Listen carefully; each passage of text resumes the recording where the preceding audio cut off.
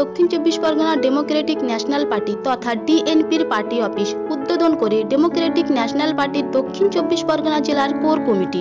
সেখানে জেলার বিভিন্ন প্রান্ত থেকে ডেমোক্রেটিক ন্যাশনাল পার্টি তথা ডিএনপির যোগদান বিভিন্ন স্থানের মানুষ। ওই দিন জেলা কমিটির পক্ষ থেকে যাদবপুর লোকসভা কেন্দ্রের ডিএনপির প্রার্থী রাজু শেখ মহাশয়কে ফুলের তোড়া দিয়ে বরণ করে নেন দলের কেন্দ্রীয় কমিটির ট্রেজারার ফারুক আহমেদ ও দক্ষিণ চব্বিশ পরগনা জেলার বিশিষ্ট ডিএনপির এক নেত্রী। ঠিক তারা কি জন্য ডিএনপিতে যোগ দিলেন এ ব্যাপারে জানতে চাওয়া হলে তারা একে একে জানান। আজ দক্ষিণ চব্বিশ পরগনা জেলার ডেমোক্রেটিক ন্যাশনাল তথা ডিএনপির পার্টি অফিস উদ্বোধন হয়েছে। সোনারপুরের স্টেশনের কাছেই ডেমোক্রেটিক ন্যাশনাল পার্টি তথা ডিএনপির পার্টি অফিস উদ্বোধন হয় আজকে বৈকাল 4 ঘটিকায়।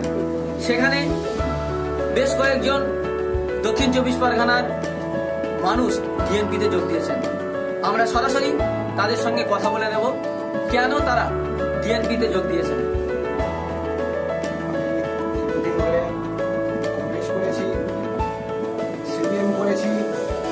এবং রাজ্যের পরিস্থিতি, জনগণ তারা তাদের নিরাপত্তা নেই, দেশের পরিস্থিতি ভয়াবহ।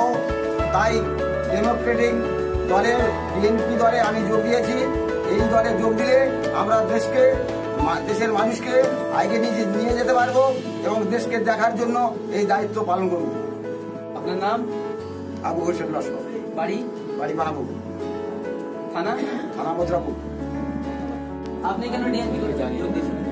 আমি দীর্ঘদিন তৃণমূল দল করতাম, আর কংগ্রেস করেছি, সিপিএম করেছি, অনেক দল দেখার পরেও দেখা যাচ্ছে তাদের সন্ত্রাস দিন দিন বেড়ে যাচ্ছে। সন্ত্রাস ছাড়া আর কিছু দেখতে পাচ্ছি না। দুর্নীতি আর তৃণমূল যে হারে সন্ত্রাস করে চলেছে, আজকে দিন দিন দেখা যাচ্ছে ধর্ষণ, নির্যাতন বহুজন বেড়ে যাচ্ছে।